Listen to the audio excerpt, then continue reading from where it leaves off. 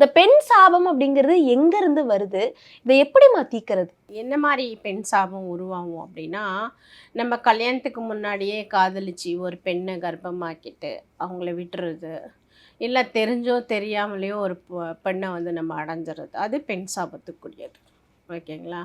இல்லை தன்னோட வீட்டு பெண் மீன்ஸ் தங்கச்சியோ அக்காவையோ சரியான முறையில் நடத்தாமல் அவங்களோட வாய் வாங்குறது, அது பெண் சாபம் தான். அவங்கள விட முக்கியமானது தாயோட சாபம். ஓகேங்களா? தன் தாய் வந்து நிம்மதியாக வச்சுக்காம, தன் தாய்கிட்ட வந்து சரியான முறைகள் நடந்துக்காம அவங்கக்கிட்ட சாபங்கள் வாங்கினா அதுவும் பெண் சாபத்துக்கு ஈடாகும். ஓகேங்களா?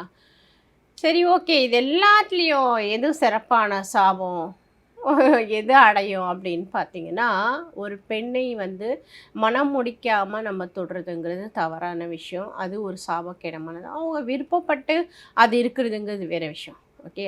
கட்டாயப்படுத்தி எடுத்துக்கக்கூடிய விஷயங்கள் யாருக்காக இருந்தாலும், எப்படியாப்பட்ட ஆண்மகனுக்காக இருந்தாலும் சாபங்கள் கொடுக்கக்கூடியது. ஓகே. அது அவங்க கொடுத்த சாபத்தில் தான் வாரிசு இல்லாமல் போகும்.